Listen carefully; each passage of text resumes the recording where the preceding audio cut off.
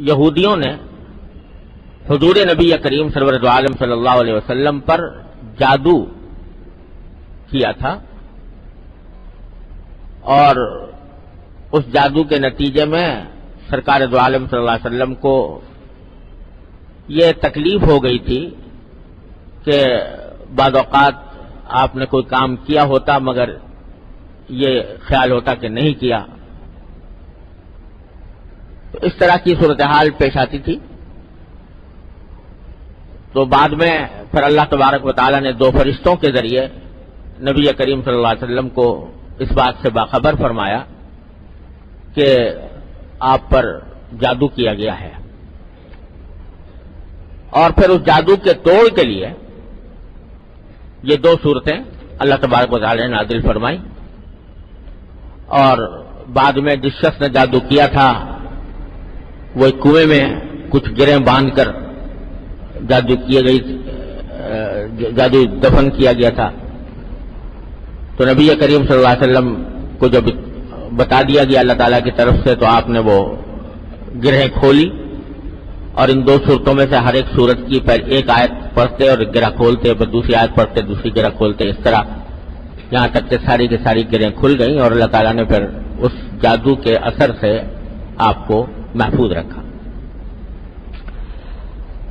تو ان میں سے پہلی سورت سورۃ الفلق کی تفسیر پچھلے چند بیانات میں بیچ میں وقفے آ گئے تھے، اس سے پہلے تفصیل کے ساتھ الحمدللہ بیان ہو چکا ہے۔ اب یہ سورۃ الناس ہے۔ سورۃ الفلق میں آپ کو اگر یاد ہو تو اس کا ترجمہ یہ تھا کہ نبی کریم صلی اللہ علیہ وسلم سے اللہ تبارک و تعالیٰ نے فرمایا کہ آپ یہ کہہ دیجئے کہ میں پناہ مانگتا ہوں اس اللہ کی جو صبح کا خالق ہے، صبح کا مالک ہے، پناہ مانگتا ہوں ہر اس چیز کے شر سے جو اس نے پیدا کی ہے۔ اور پھر ان میں سے تین چیزوں کا خاص طور پر ذکر فرمایا تھا کہ اندھیرے کے شر سے جب وہ چھا جائے، اور ان جادوگروں کے شر سے جو گرہوں کے اندر پھونک مار کر جادو کرتے ہیں، اور حسد کرنے والے کے شر سے جب وہ حسد کرے۔ یہ سورہ فلق کا ترجمہ تھا۔ اس دوسری سورت کا ترجمہ یہ ہے کہ حضور نبی کریم سرور دو عالم صلی اللہ علیہ وسلم سے اللہ تبارک و تعالیٰ فرما رہا ہے قل، یعنی کہو۔ کیا کہو؟ یہ کہو کہ اعوذ برب الناس، میں پناہ مانگتا ہوں اس ذات کی جو سارے انسانوں کی پروردگار ہے۔ پناہ مانگتا ہوں اس ذات کی جو سارے انسانوں کی پروردگار ہے، ملک الناس جو سارے انسانوں پر بادشاہت رکھے ہوئے ہے، الہ الناس جو سارے انسانوں کی معبود ہے، اس کی پناہ مانگتا ہوں۔ کس چیز سے پناہ مانگتا ہوں؟ من شر الوسواس الخناس، اس شیطان کے شر سے جو دل میں وسوسے ڈالتا ہے اور پیچھے ہٹ جاتا ہے۔ الذی یوسوس فی صدور الناس، جو وسوسے ڈالتا ہے لوگوں کے سینوں میں، من الجنۃ والناس، چاہے وہ شیطانی عمل کرنے والا جنات میں سے ہو یا انسانوں میں سے ہو۔ تو ذرا دونوں صورتوں میں تھوڑا سا مقابلہ کر کے دیکھیں تو پہلی صورت میں اللہ تعالیٰ نے فرمایا کہ پناہ مانگتا ہوں ہر اس چیز کے شر سے جو اللہ نے پیدا کیا ہے، جتنی مخلوقات ہیں ان کے شر سے پناہ مانگتا ہوں، وہ چاہے انسان ہو جو تکلیف پہنچانے والے دشمن ہو، چاہے وہ جنات ہوں، چاہے وہ جانور ہوں موذی جانور، چاہے اور کوئی مخلوق ہو جو انسان کو تکلیف پہنچانے والی ہے، ان سب کے شر سے اللہ میں آپ کی پناہ مانگتا ہوں۔ وہاں اس میں یہ فرمایا گیا تھا۔ اور یہاں یہ سورت جو ہے یہ خاص طور سے وسوسے ڈالنے والے شیطان کے شر سے پناہ مانگنے کے لیے ہے۔ من شر الوسواس الخناس الذی یوسوس فی صدور الناس من الجنۃ والناس۔ تو پہلی صورت میں در حقیقت انسان کو پناہ مانگنے کی تلقین فرمائی گئی ہے ہر اس مصیبت سے یا ہر اس تکلیف سے جو اسے کسی بھی مخلوق سے پہنچے. انسان دشمن ہے، مثلا کوئی دشمنی پر آمادہ ہے، تکلیف پہنچانا چاہتا ہے، حسد کرنے والا ہے، حسد کر رہا ہے اور حسد کی وجہ سے تکلیف پہنچا رہا ہے، یا اور کوئی اس کو دشمنی ہے جس کی وجہ سے وہ تکلیف پہنچانا چاہتا ہے، یا جانور ہے کوئی تکلیف پہنچانا چاہتا ہے، کوئی ڈاکو ہے، کوئی چور ہے، ان سب کے شر سے پناہ مانگی گئی ہے. تو اس میں در حقیقت پناہ مانگی گئی ہے ان مصیبتوں سے اور ان تکلیفوں سے جو انسان کے جسم کو پہنچ سکتی ہیں.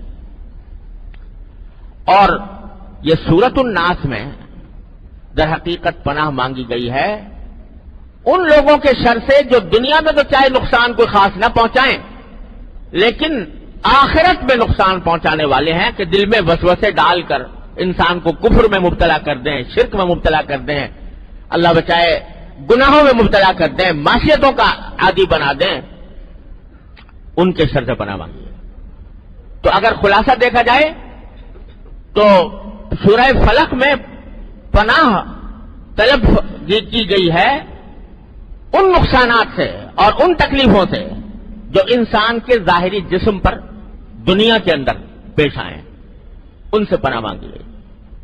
اور سورہ ناس میں اس نقصان سے پناہ مانگی گئی ہے جو انسان کو آخرت میں نقصان پہنچائے، اس کی آخرت تباہ کر دے، دنیا بھی خراب کرے اور آخرت بھی خراب کرے، بعض اوقات ایسا بھی ہو سکتا ہے. تو اس سے پناہ مانگی گئی ہے. اور یہی وجہ ہے کہ عجیب ترتیب اللہ تعالیٰ نے رکھی ہے. وہاں قل اعوذ برب الفلق میں اللہ تبارک و تعالیٰ کی صرف ایک صفت بیان فرمائی، قل اعوذ برب الفلق، میں پناہ مانگتا ہوں اس ذات کی جو پاؤں پھٹنے کی مالک ہے، یعنی صبح کی مالک، صبح کے وقت کی مالک ہے. اتنی بس ایک صفت ذکر فرمائی جس کی تفصیل میں پہلے بیان کر چکا ہوں کہ جیسے صبح ہوتی ہے تو ظلمت چھٹ جاتی ہے، تاریکی دور ہو جاتی ہے، اندھیرا ختم ہو جاتا ہے.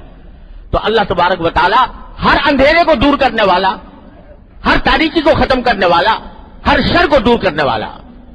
وہاں صرف ایک صفت بیان کی ہے اللہ تعالیٰ کے رب الفلق. اور جن سے پناہ مانگی گئی ہے ان کی تین صورتیں ذکر کی ہیں، من شر غاسق اذا وقب ومن شر النفاثات فی العقد ومن شر حاسد اذا حسد. اللہ تعالیٰ کی ایک صفت بیان کر کے تین چیزوں سے پناہ مانگی ہے. اور سورہ ناس میں اللہ تعالیٰ کی تین صفتیں ذکر فرمائی گئی ہیں، قل اعوذ برب الناس، ملک الناس، الہ الناس. اور جس چیز سے پناہ مانگی گئی ہے وہ ایک ہی ہے، من شر الوسواس الخناس. تو تین صفتوں کا حوالہ دے کر ایک چیز سے پناہ مانگی گئی ہے، وہاں ایک صفت کا حوالہ دے کر تین صفتوں سے پناہ مانگی، تین شر سے پناہ مانگی گئی ہے.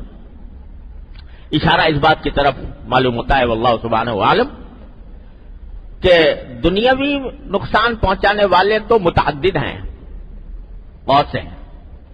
کوئی دشمن ہے، کوئی ڈاکو ہے، کوئی چور ہے، کوئی تکلیف پہنچانے والا جانور ہے، وغیرہ وغیرہ بہت سارے ہو سکتے ہیں. منشر تو اس میں جادوگر ہے. اور اللہ تعالیٰ کی ایک ہی صفت کافی ہے اس کا جواب دینے کے لیے، قل اعوذ برب الفلق. اس کا نقصان دنیا تک محدود رہے گا اور دنیا ہی کی حد تک اس کا اثر ظاہر ہوگا. لہذا اللہ تعالیٰ کی ایک صفت کافی ہے، برب الفلق. بخلاف سورۃ الناس کے کہ وہاں ذکر ہے اس نقصان کا جو کوئی انسان کو آخرت میں پہنچائے. شیطان جب دل میں وسوسے ڈالے اور ان وسوسوں کے نتیجے میں انسان، اللہ بچائے، ایسا بھی ہو سکتا ہے کہ کفر اور ارتداد میں مبتلا ہو جائے، اللہ تعالیٰ حفاظت فرمائے، تو ساری آخرت ہی تباہ ہو گئی. اور اگر کفر نہیں تو گناہ کا وسوسہ ڈال لے، یہ گناہ کر لو، یہ گناہ کر لو، یہ گناہ کر لو، اور انسان اس گناہ کی اس کے وسوسے کی تعمیر میں گناہ کر بیٹھے تو چاہے پوری آخرت تباہ نہ ہو لیکن ایک بہت مدت تک اس کو جہنم کے عذاب کا سامنا کرنا پڑے گا. اور جہنم کا عذاب دنیا کی تکلیفوں کے مقابلے میں کہیں زیادہ ہے. ساری زندگی انسان تکلیفوں میں مبتلا رہے، ایک ذرہ برابر اس کو خوشی نہ ملے، تو وہ ہلکا ہے بنسبت اس کے کہ تھوڑی دیر اللہ بچائے جہنم میں چلا جائے۔ اس جہنم کا عذاب اتنا سخت ہے، اس لیے جہنم کی وہ آخرت کی تکلیف، آخرت کی مصیبت دنیا کی مصیبت کے مقابلے میں کہیں زیادہ ہے۔ لہذا اس میں اللہ تعالیٰ کی 3 صفتیں بیان فرمائی گئی۔ پناہ مانگو کس سے؟ اس ذات سے جو تمام انسانوں کی پروردگار ہے، جو تمام انسانوں کی بادشاہ ہے، جو تمام انسانوں کی معبود ہے، اس کی پناہ مانگو، اس کے حوالے سے پناہ مانگو کہ اللہ آپ تو ہمارے رب بھی ہیں، پروردگار ہیں، آپ نے پیدا کیا، آپ ہی نے پالا پوسا، آپ ہی نے پروان چڑھایا، اور آپ ہی کی سلطنت ہے تمام کائنات پر، للہ ملک السماوات والارض، اور آپ ہی ہمارے معبود ہیں، آپ ہی کی ہم عبادت کرتے ہیں، الہ الناس۔ تو ہمیں اس شیطان سے پناہ میں رکھیے، اپنی پناہ میں، جو وسوسے ڈال کر پیچھے ہٹ جاتا ہے۔ اور 3 صفتیں وہ ذکر کی گئی ہے اللہ تعالیٰ کی جو حفاظت کے اوپر دلالت کرتی ہے۔ رب کے کیا معنی؟ وہ ذات جو پرورش کرتی ہے، پالتی ہے، پروردگار ہے۔ تو جب کوئی کسی کو پالتا ہے، جیسے ماں بچے کو پالتی ہے، باپ بچے کو پالتا ہے، تو اس کی حفاظت کرتا ہے، ہر دم اس کو اپنی آنکھ کے سائے میں رکھتا ہے کہ کہیں اس کو کوئی نقصان نہ پہنچے۔ اسی طرح ملک الناس بادشاہ ہوتا ہے، اگر کوئی صحیح معنی میں بادشاہ ہو، صحیح معنی میں حکمران ہو، تو وہ اپنی رعیت کی حفاظت کرتا ہے، اس کی نگہداشت کرتا ہے کہ کوئی اس کو نقصان نہ پہنچ جائے۔ اور جب کوئی الہ الناس یعنی وہ معبود ہے، تو جو معبود ہے، تو جو بندہ اس کی عبادت کر رہا ہے اس کی وہ حفاظت کرتا ہے، جو میری عبادت کرتا ہے میں اس کی حفاظت کرتا ہوں۔ تو یہ 3 صفتیں اللہ تعالیٰ کی ایسی ذکر فرمائی گئی ہیں کہ جو حفاظت کا مفہوم اپنے اندر رکھتی ہیں کہ آپ تو ہماری حفاظت کرنے والے، ہم آپ کی پناہ مانگتے ہیں۔ اور بعض علماء کرام نے اس میں یہ نقطہ بھی ذکر کیا ہے کہ 3 ہے نا، رب الناس، ملک الناس، الہ الناس، 3 صفتیں اللہ کی ذکر کی ہیں اللہ تبارک و تعالیٰ کی۔ تو رب سے اشارہ ہے انسان کے بچپن کی طرف، کہ بچپن میں اس کے نشو و نما کا دور ہوتا ہے، اس کو اللہ تعالیٰ پالتے ہیں۔ تو رب الناس یہ ہے بچوں کے لیے، بچپن کے لیے۔ ملک الناس یہ ہے جوانوں کے لیے، کہ جب جوان ہوتا ہے تو پھر اس وقت اس کو پتہ چلتا ہے کہ میں اللہ تعالیٰ کی بادشاہی میں آیا ہوں۔ اور جب بڑھاپا ہوتا ہے تو بڑھاپے میں آدمی اللہ تعالیٰ کی طرف رجوع کرتا ہے، عبادت میں زیادہ لگتا ہے، تو الہ الناس، تو وہ اس وقت الہ الناس فرمایا گیا۔ بہر خلاصہ یہ کہ اللہ تعالیٰ کی 3 صفتوں کا حوالہ دے کر اللہ تبارک و تعالیٰ تلقین فرما رہے ہیں کہ تم یہ کہو کہ میں پناہ مانگتا ہوں اس ذات کی جو سارے انسانوں کی پروردگار ہے، سارے انسانوں کی بادشاہ ہے، سارے انسانوں کی معبود ہے۔ پناہ کس سے مانگتا ہوں؟ من شر الوسواس الخناس، اس شیطان کے شر سے جو وسوسے ڈال کر پیچھے ہٹ جاتا ہے۔ یہ صفت بیان کی ہے شیطان کی، اور حدیث میں اس کی تفصیل آئی ہے۔ حدیث میں تفصیل یہ آئی ہے کہ شیطان جو ہے یہ ہر انسان کے ساتھ لگا ہوا ہے، اور اس طرح لگا ہوا ہے کہ وقتاً فوقتاً جہاں اس کو موقع ملتا ہے انسان کو گناہ پر آمادہ کرتا رہتا ہے۔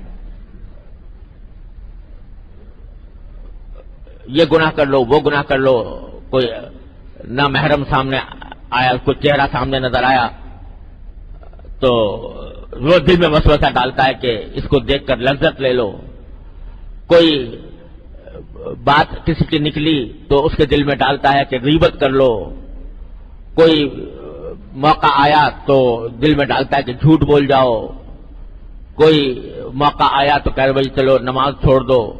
غرض مختلف قسم کے گناہوں پر کا وسوسہ دل میں ڈالتا ہے، اور پیچھے ہٹ جانے کی کیا معنی؟ تو پیچھے ہٹ جاتا ہے، وسوسہ ڈال کے پیچھے ہٹ جاتا ہے۔ اس کے دو معنی ہیں. ایک معنی یہ ہے کہ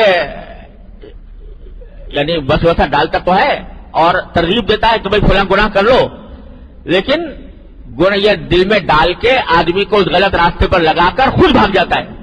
یعنی اس کی ذمہ داری نہیں لیتا کہ بھائی میں نے تمہیں کہا تھا لہٰذا تمہارا عذاب میں بھگت لوں گا.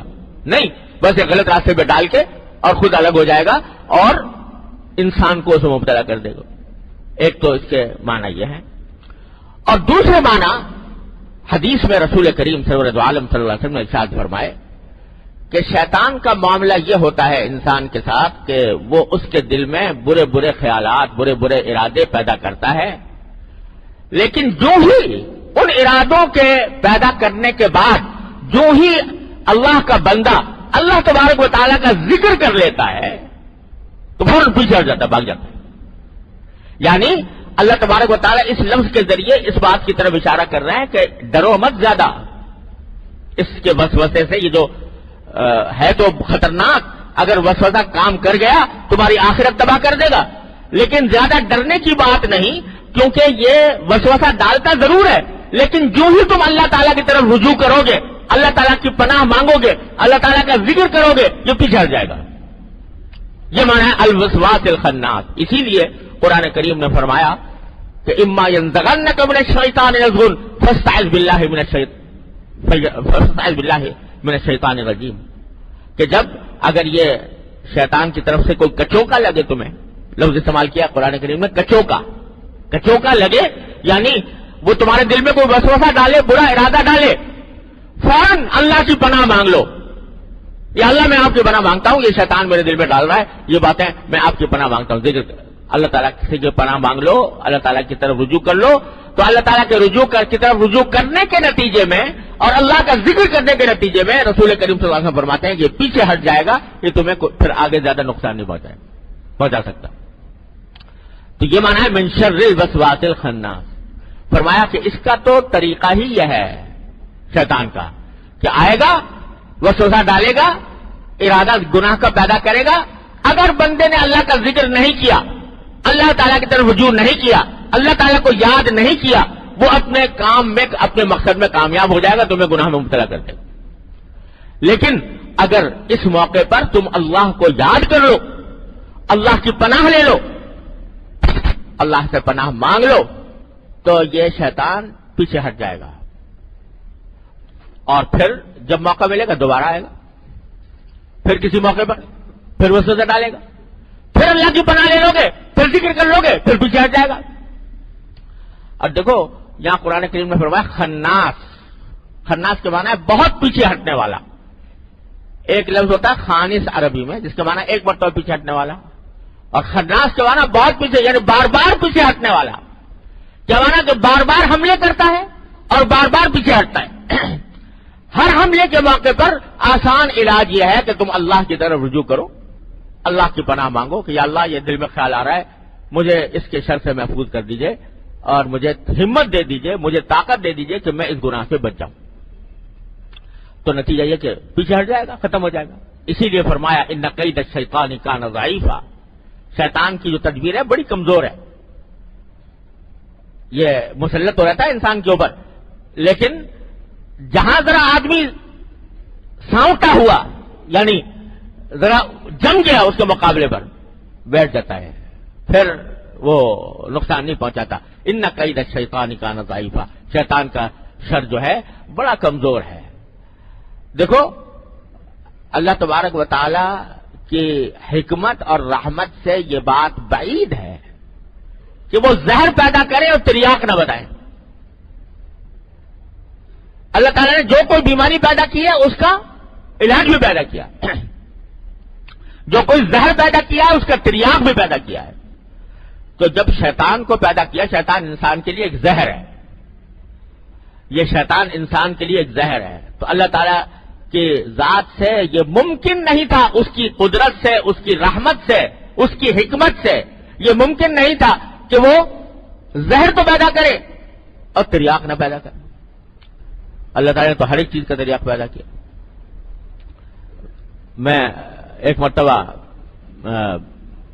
ایک سفر میں جا رہا تھا جنوبی افریقہ میں، کیپ ٹاؤن کے قریب گاڑی میں سفر کر رہے تھے تو راستے میں ایک جگہ ایسی آئی کہ ذرا بڑی خوبصورت معلوم ہو رہی تھی، منظر بہت اچھا تھا، تو ہم نے کہا تھا تھوڑی دیر یہاں رک جائیں تو تھوڑی دیر رک کے چلیں گے آگے۔ رکا تو قریب میں سامنے ایک درخت نظر آیا، ایک درخت، چھوٹا سا درخت تھا، جھاڑی جیسی، بڑی خوبصورت پتے اس کے، بہت خوبصورت، اور ایسے لگ رہا ہے جیسے مخمل کے کچھ پتے ہوتے ہیں اس طرح کے۔ تو میں اس کی طرف بڑھا اور اس کو ذرا ہاتھ لگانے، جنگلی پودا تھا، ہاتھ لگانے کا ارادہ کیا اس کو ذرا دیکھنے کے لیے کیسا ہے۔ تو میرے جو ساتھی تھے انہوں نے ایک دم سے مجھے بڑے زور سے روکا کہ مولانا قریب نہ جائیے اس کے۔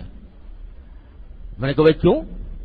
کہا کہ یہ ایسا پودا ہے کہ اس کے اوپر ہاتھ لگاؤ تو اس سے ایسی تکلیف ہوتی ہے جیسے بچھو کے کاٹنے کی ہوتی۔ اگر اس کو ہاتھ لگا لے انسان تو بچھو کے جیسے کاٹنے سے تکلیف ہوتی ہے، درد ہوتا ہے، اس طرح کی تکلیف ہوتی ہے اسے، تو اس لیے ہاتھ نہ لگائیے اس پر۔ میں بڑا حیران ہوا اور ساتھ ہی میں نے یہ کہا بھائی یہ تو بڑی خطرناک چیز ہے، آپ نے تو مجھے بتا دیا۔ تو میں رک گیا اس سے، نہ جانے کتنے لوگ ہیں جو اجنبی گزرتے ہوں گے تو وہ ہاتھ لگاتے ہیں ان کو تکلیف پہنچ جائے، کیا قصہ۔ تو انہوں نے کہا مگر جی ایک عجیب بات یہ ہے کہ جہاں یہ پودا ہوتا ہے اسی کے جڑ میں ایک اور پودا نکلتا ہے، اور اس کو ہاتھ لگا کر جو تکلیف اگر ہو گئی ہے اس کو ہاتھ لگا دے تو وہ دور ہو جاتی ہے۔ وہ یہ پودا جو ہے یہ اس کو ہاتھ لگاؤ تو بچھو کے کاٹنے کی جیسی لہریں انسان کے اندر پیدا ہو جائیں گی، اور نیچے ایک چھوٹا سا پودا اگا ہوا ہے اس کو ہاتھ لگا دو تو وہ ساری تکلیف دور ہو جائے گی۔ میں نے کہا تبارک اللہ احسن الخالقین، جو زہر پیدا فرمایا تو اس کا تریاق بھی ساتھ ساتھ موجود ہے اللہ تعالیٰ کی طرف سے، اس کی رحمت اور حکمت کا معاملہ یہ ہے۔ تو ایک طرف تو مجھے اس وقت یہ عبرت ہوئی کہ دیکھو یہ دیکھنے میں کتنا خوبصورت پودا ہے، اتنا حسین ہے کہ بے ساختہ دل چاہتا ہے اس کے پاس جاؤ، اس کو ہاتھ لگاؤ، دیکھنے میں بڑا حسین ہے، لیکن اتنا خطرناک اور اتنا زہریلا ہے کہ بچھو کے کاٹے جیسی لہریں اسے پیدا ہو جاتی ہیں۔ تو یہ دنیا میں جتنے گناہ ہیں، گناہ دنیا کے اندر ہے، ان سب کی ایک مجسم مثال ہے یہ پودا، کہ دیکھنے میں بڑا خوبصورت لگتے ہیں، ایسا معلوم ہوتا ہے کہ اس سے بڑا لطف آئے گا، بڑا مزہ آئے گا، بڑی لذت حاصل ہوگی، لیکن انجام کار وہ زہریلے ہیں، وہ بچھو کے کاٹنے کی طرح کی چیز ہے۔ ایک تو یہ سبق ملا، دوسرا سبق یہ ملا کہ جس اللہ تعالیٰ جہاں کہیں کوئی زہر پیدا کرتے ہیں اس کا تریاق بھی پیدا فرماتے ہیں، اس کے ازالے کی تدبیر بھی عطا فرماتے ہیں۔ تو جب شیطان کو پیدا کیا وہ انسان کے لیے ایک زہر تھا، تو اس کا تریاق بھی اتنا آسان بنا دیا، اس کا تریاق بھی اتنا آسان بنا دیا کہ اگر اس کے ڈسنے سے پہلے اس کا تریاق یہ ہے کہ اللہ کی طرف رجوع کر لو، اللہ کی پناہ میں آ جاؤ۔ اما ينزغنك من الشيطان نزغ فاستعذ بالله، جب تمہیں شیطان کچوکا لگانے لگے تو اللہ کی پناہ مانگو، یا اللہ میرے دل میں یہ خیال برا آ رہا ہے، مجھے بچا لے اس سے، شیطان کے شر سے بچا لے۔ اگر پہلے خیال آ جائے تو پہلے پناہ مانگ لو اللہ تبارک و تعالیٰ کی، اور اگر خدا نہ کرے اس شیطان کے شر سے متاثر ہو کر، مغلوب ہو کر گناہ کا ارتکاب کر لیا تو تریاق یہ ہے کہ استغفار اور توبہ کرو۔ استغفر اللہ ربی من کل ذنب واتوب الیہ، اے اللہ میں آپ سے میں معافی مانگتا ہوں، میں توبہ کرتا ہوں، استغفار اور توبہ کر لو، تو یہ تریاق ہے اس کا۔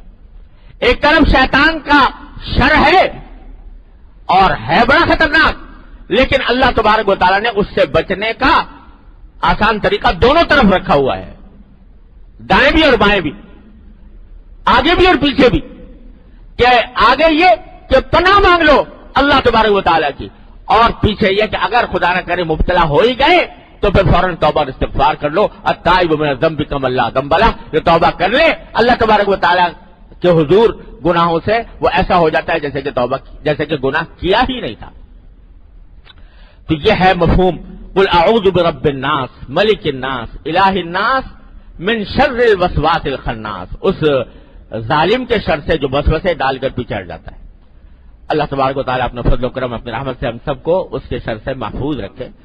کچھ اور آیت سورت کا حصہ باقی ہے، انشاءاللہ اللہ تعالیٰ زندگی عطا فرمائی تو اگلے جمعے میں تکمیل کروں گا. وقت ختم ہو چکا ہے.